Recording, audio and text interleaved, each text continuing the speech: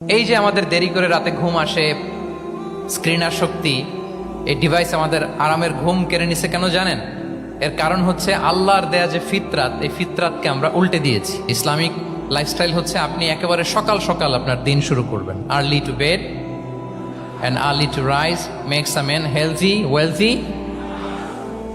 সবাই তো শিখেছি এটা, যে আগে আগে ঘুমোতে যাও, আগে আগে ঘুম থেকে জাগো, তুমি ধনী হবে, তারপর তুমি প্রজ্ঞাবান হবে, তুমি সুস্বাস্থ্যের অধিকারী হবে। এটা হচ্ছে ইসলামিক লাইফস্টাইলের একটা কোর ভ্যালিউ। সকাল সকাল দিন শুরু করা মানে সানরাইজের আগে আমার সকাল শুরু হবে।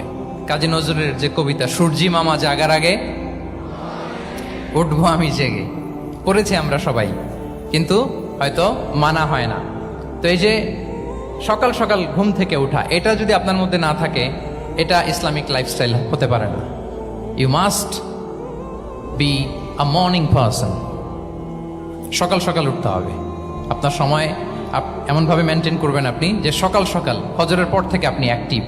তার মানে you have to wake up early, you have to sleep early.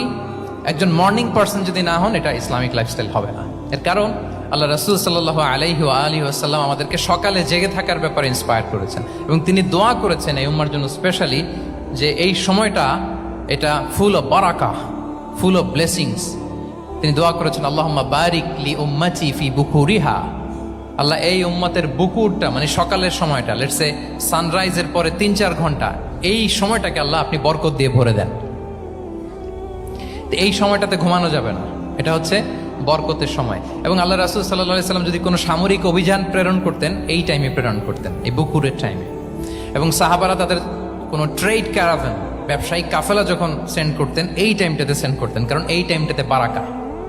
তো এখন নিজের সাথে মিলিয়ে নেন যে এই টাইমটাতে আমরা কি করি। আমি জানি না আপনাদের কি অভ্যাস।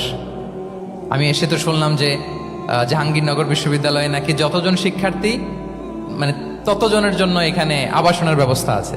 বাংলাদেশের কোনো ইউনিভার্সিটিতে নাকি এটা নাই। আলহামদুলিল্লাহ, অসাধারণ প্রিভিলেজ, এখানে অনেক সুন্দর সুযোগ। তো এখন বলেন, আপনাদের সকালের রুটিন কি? বলেন, ঘুমিয়ে থাকেন না জেগে থাকেন? হ্যাঁ, আচ্ছা, ফজরের পরে আমরা ঘুমাই কারা কারা দেখি? সর্বনাশ। আচ্ছা ঠিক আছে, হাত নামান। আচ্ছা, ফজরের পরে আমরা একটু এক্সারসাইজ করি, পড়াশোনা করতে বসি কারা কারা? মাশাআল্লাহ, আছে কিছু, ঠিক আছে, হাত নামান। এবার 2 বারের 1 বারও যারা হাত তোলেননি তারা হাত তোলেন। আপনারা কি করেন? এইটা হ্যাঁ, ডিভাইস।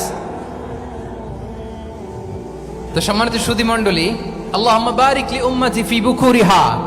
আপনারা আমাকে এনেছেন ইসলামিক লাইফস্টাইল নিয়ে বলতে, তো আমাকে বলতেই হবে, ফজরের পরে ঘুমানো চলবে। প্রথমে আমরা হারামকে না বলে দিলাম, এবার আমরা না করে দিব কোনটাকে? হ্যাঁ, ফজরের পরে আজকে থেকে কোনো ঘুম চলবে। যদি আপনি চান, একটু দূরে সরাইতে হবে, যে ড্রোনগুলো একটু দূরে সরাইতে হবে। ফজরের পরে আজকে থেকে আমি এখানে জবরদস্তি করব না, শুধু আপনাদের সামনে আমি প্রেজেন্ট করছি। যদি সেমিনারের যে টপিক নিয়ে আপনারা শুনতে এসেছেন, এটা যদি আপনি অ্যাডাপ্ট করতে চান, অনুশীলন করতে চান, হ্যাঁ, ফজরের পরে আজকে থেকে কোনো ঘুম চলবে। এই সময়টাতে অনেক বারাকা আছে। তো কি করতে হবে? এটার জন্য আগে আগে ঘুমোতে হবে। কি বলেন? অনেকে ফজরের এই বরকতময় সময়টা তারা ঘুমাতে ঘুমাতে মিস করে। এর কারণ দেরিতে ঘুমোতে যাওয়া। আগে আগে ঘুমানোর অভ্যাস করতে হবে, কিন্তু আগে তো ঘুম আসে না, তাই না? এই যে ডিভাইস আমাদেরকে ঘুমাতে দেয় না, আমাদের শান্তির ঘুম কেড়ে নিছে এই ডিভাইস। এই ডিভাইস অ্যাডিকশন, স্ক্রিন আসক্তি, এই স্ক্রিন আসক্তি আমাদের শান্তির ঘুমকে কি করেছে? কেড়ে নিয়েছে। আল্লাহ তাআলা রাতকে বানিয়েছেন ঘুমের জন্য। ওয়াজআলনা লাইলা লিবাসা। লিবাস মানে আবরণ। আমি রাতকে বানিয়েছি পোশাকের মতো আবরণ করে, যে আবরণ রাত্রিবেলা নিঝুম নিস্তব্ধ অন্ধকার দিয়ে ছেয়ে দেয়। ফলে মেলাটিন নামে একটা হরমোন নিঃসরিত হয়, আমাদের ঘুম ঘুম ভাব আসে। ঘুমের জন্য আল্লাহ তৈরি করেছেন রাতকে। এরপরে আল্লাহ তাআলা বললেন, ওয়াজআলনা নাহারা মাআশা। আর দিনকে বানিয়েছি আমি প্রাণ চঞ্চল করে, দিনে আমরা কাজ করব। তাহলে রাতে আগে আগে ঘুম, আর দিনের বেলা আল্লাহ তাআলা আমাদেরকে কাজ করার জন্য সৃষ্টি করেছেন, কিন্তু এই সাইকেলটাকে আমরা ঘুরাই ফেলছি। রাতে যত দেরি করে আপনি ঘুমাবেন, সকালে ঠিক তত দেরি করে আমাকে উঠতে হয়, ঠিক কিনা বলেন? তাহলে ফজরের পর বকুর পিরিয়ড অফ টাইমটাকে কাজে লাগাতে হলে রাতে আমাদেরকে আগে ঘুমাতে যেতে হবে। রাতে কি করতে হবে? আগে ঘুমোতে যেতে হবে। তাহলে 1 নম্বরে কি বললাম? কনসেপ্ট অফ হালাল এন্ড হারাম। 2 নম্বরে বললাম প্রোডাক্টিভিটি। ইসলামিক লাইফস্টাইল হচ্ছে একটা প্রোডাক্টিভ লাইফস্টাইল। এটা মেনটেন করতে হলে প্রোডাক্টিভিটির অনেক কথা। একটা কথা হচ্ছে সকাল সকাল আপনার দিন শুরু করুন। কি পারা যাবে তো ইনশাআল্লাহ? সবাই একসাথে পড়ে ইনশাআল্লাহ।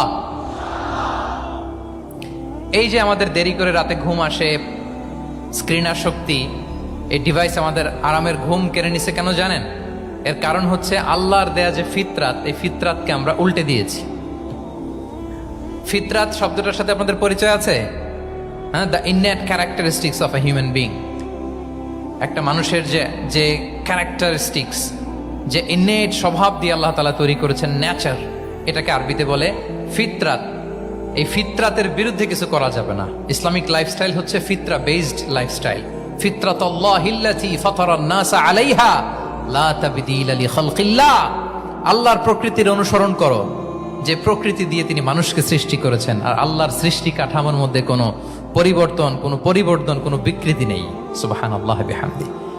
তা আমরা এই ফিতরাতকে চেঞ্জ করে দেওয়ার কারণে এই ঝামেলা। আমরা সবাই এই ফিতরাতের উপর জন্মেছি। কুল্লু মাউলুদিন ইউলাদু আলাল ফিতরা ফাআবাওয়াহু ইউহাউবিদানিহি আও ইউনাসসিরানিহি আও ইউমাজ্জিসানিহি। প্রতিটি নিউ বর্ন বেবি তারা ফিতরাতের উপর জন্মায়, মানে নবজাতক সন্তান ইসলামের উপর জন্মায়। কিন্তু বাবা মা তাকে হয় ইহুদি বানায়, নাসারা বানায়, বা অগ্নি উপাসক বানায়। তাহলে এই যে ফিতরাত, আল্লাহর দেয়া ফিতরাতকে যখন আমরা চেঞ্জ করেছি, আমাদের জীবন থেকে বারাকা উঠে গিয়েছে। ফিতরাতকে যদি আরো সহজ করে আমি আপনাদেরকে বুঝাই, তাহলে ফিতরাত হচ্ছে যা কিছু স্বাভাবিক, যা কিছু কল্যাণকর, যা কিছু ভালো, তাই ফিতরাত। আই রিপিট, সুপ্রিয় শিক্ষার্থী বন্ধুরা, ফিতরাত হচ্ছে যা কিছু স্বাভাবিক, যা কিছু ভালো, যা কিছু কল্যাণকর, তাই কি? তাই ফিতরাত। এই যে এখন আরবি কোন মাস চলছে বলেন তো? রজব। এই রজব মাসের 26 তারিখ দিবাগত রাত্রে আল্লাহ রাসূল সাল্লাল্লাহু আলাইহি ওয়াসাল্লাম ঊর্ধ্ব জগতের একটা ভিজিটে গিয়েছিলেন। আমরা জানি না সবাই? হ্যাঁ, ইসরা মেরাজের কথা আমরা জানি। সো এই মেরাজ রজনীতে আল্লাহ রাসূল সাল্লাল্লাহু আলাইহি ওয়া আলিহি ওয়াসাল্লাম ফিতরাত, মানে what is the essence of ফিতরা, এটা বোঝানোর জন্য এই হাদিসটা আমি শেয়ার করছি। মেরাজে যখন গেলেন, জিবরিল আলাইহিস সালাম ওনাকে 2টা পেয়ালা দিলেন। তিনি বললেন উচিচু বি ইনাআইন, আমাকে 2টি পেয়ালা দেয়া হলো। ফি আহাদিহিমা লাবান ওয়া ফিল আখারি খামর। এক পেয়ালায় ছিল দুধ, আরেক পেয়ালায় ছিল মদ। ফা আখাযতুল লাবান ওয়া শারিবতু। যখন 2টা অপশন দেয়া হলো, 2টা পেয়ালা, আমি দুধের পেয়ালাটা নিলাম এবং সেটা পান করলাম। তখন জিবরিল আলাইহিস সালাম বললেন আসাবতাল ফিতরা, মানে you are guided to the ফিতরা, আপনি সঠিকটাই নিয়েছেন। যেটা ফিতরা, যেটা নেওয়া উচিত, আপনি ওইটাই নিয়েছেন। তাহলে এখন আরো সহজ হবে। যদি 2টা পেয়ালা দেয়া হয়, একটা মদের পেয়ালা আর একটা দুধের পেয়ালা, তো আমরা নিব কোনটা বলেন? হ্যাঁ, তাইলেই ফিতরা হবে। তাহলে কি হবে? তাহলে যেটা স্বাভাবিক, যেটা কল্যাণকর, যেটা আমাদের জন্য ভালো, সেটা হচ্ছে ফিতরাত। তাহলে মদের পেয়ালা, দুধের পেয়ালা, কোনটা নিব? সবাই নিব তো নাকি?